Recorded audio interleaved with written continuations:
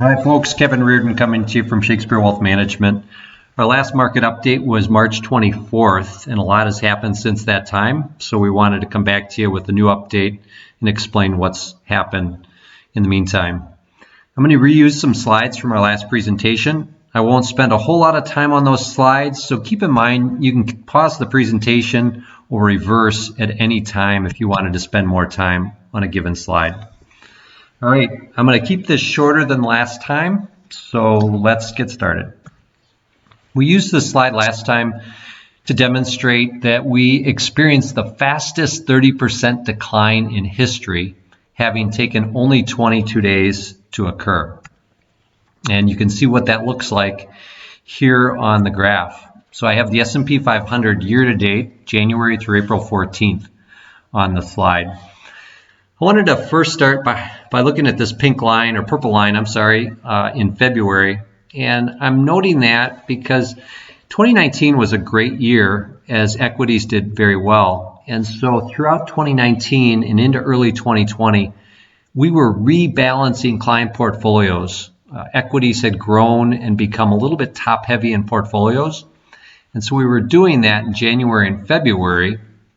And so by the time we got to mid-February, portfolios were well balanced, meaning that by the time the decline started, you weren't too top heavy, and that's allowed us to weather this decline better. So we started off in a good position. Looking at the downturn, you can see the severity of these declines where we had 5, 7, 10% negative days that went on here for a month, bottoming out March 23rd. Now, this decline is what I call the don't flinch period. Had we sold during these declines, that would have been a huge negative, locking in losses for your portfolio. So step one was not flinching. As we got into mid-March, the equity percentage in your portfolios had fallen, so we rebalanced again by selling fixed income in your portfolio and buying more of those equities. Since March 23rd, we've had a really nice recovery. That rebalance has allowed us to recover a little bit faster.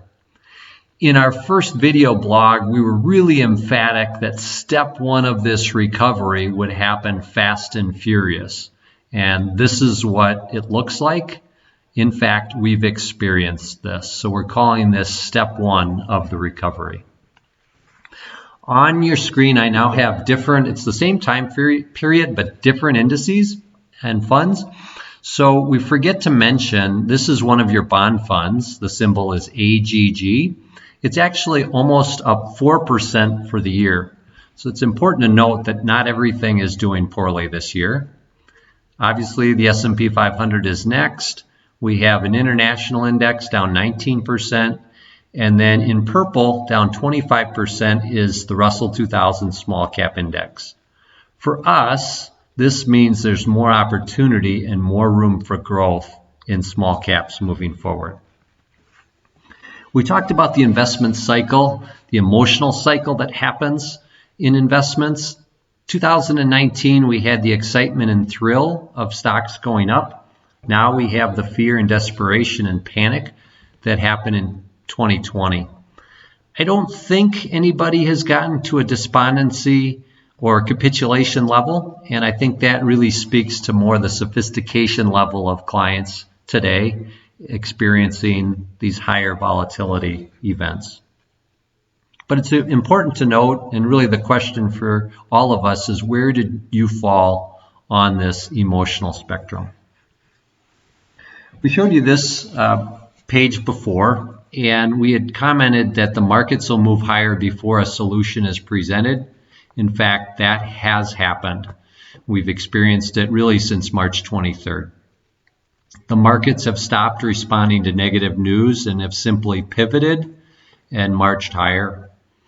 And again, we wanted to reemphasize that the greatest investment mistakes are when people say, I feel the market is going to do this, I think the market is going to do that.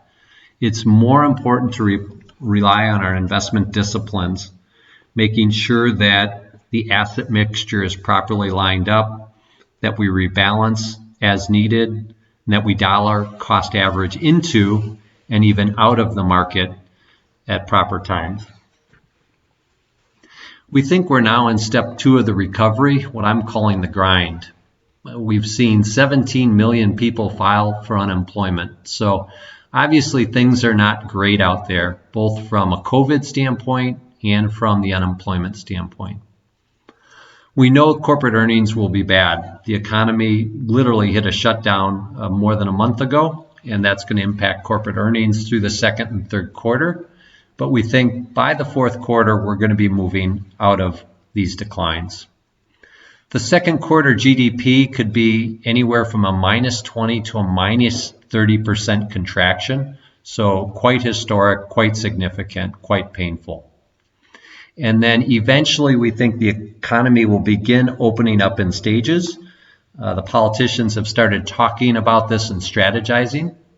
In fact, they're putting together task forces of public officials and health experts to work together to make these judgments. In terms of what that would look like, we can envision that the stores that will open will be limited in terms of how many people are allowed in a given store at one time. Ultimately, the same with offices and maybe even public spaces. One of the huge advantages during this decline is the ability for people to work remotely, given the advancements in technology in the last 20 years. We think that remote working will continue in some capacity. So if you had an office with 50 people, it's quite possible that 10 or 20 of those people will continue working from home. And industries will open up in stages, we think, given priority for healthcare, telecom, auto, and other critical services opening first. And then from here, the markets may struggle to find direction. I use may as a purposeful word because we're not sure. We think it's likely, but at the same time, the market's going to do what it's going to do. We wanted to take a peek at what we think life with COVID is going to look like in the near future from the perspective of this impacting the economy. At some point, the stay-at-home orders will be lifted. We'll let the public officials and health experts make those judgments. We think the best practices will continue, whether we're at home, at work, or in public. Hygiene, distancing, masks, and things like that. I have to tell you, speaking with some business colleagues, the level to which business owners are working to keep their employees safe has been off the charts incredible. And those new disciplines, those new components of the workforce are here to stay for quite a while. And so even when we see people going back to work, know that huge safety measures will continue.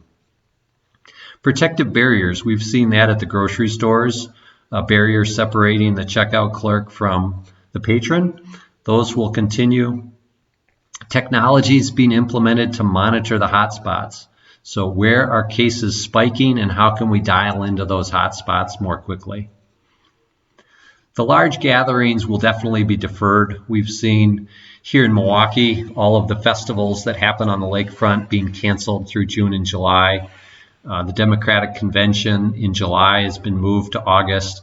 So those large gatherings will be very slow in coming back. And that's important to note. It'll take some time to get back to the January levels that we experienced.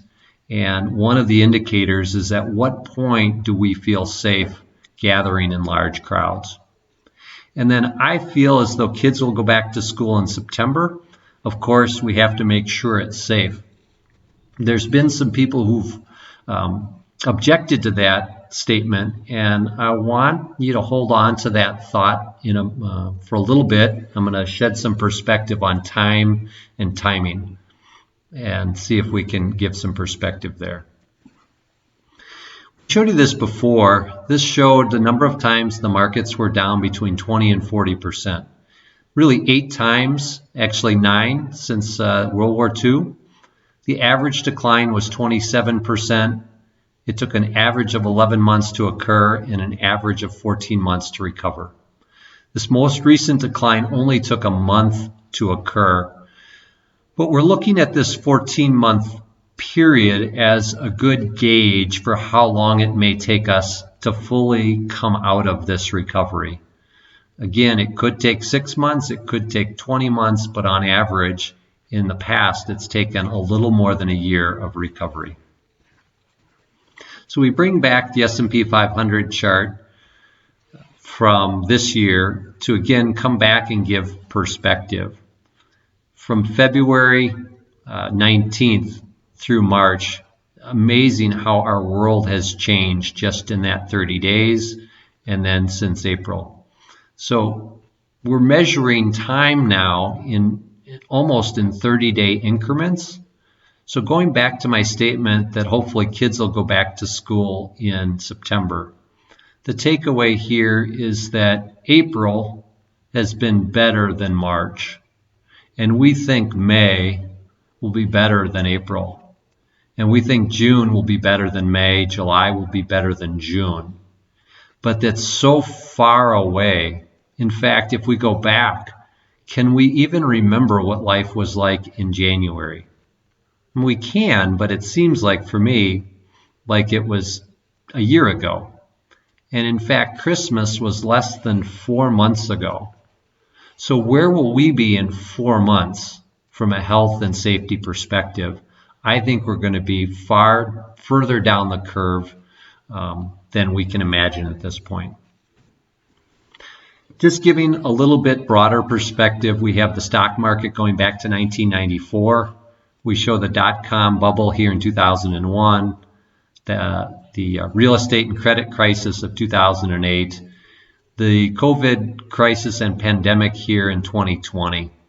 And so although the pandemic is serious and we need to take it seriously, I feel very strongly that we're not going to go into a 3-year or significant 50% type decline that's going to take years to recover from.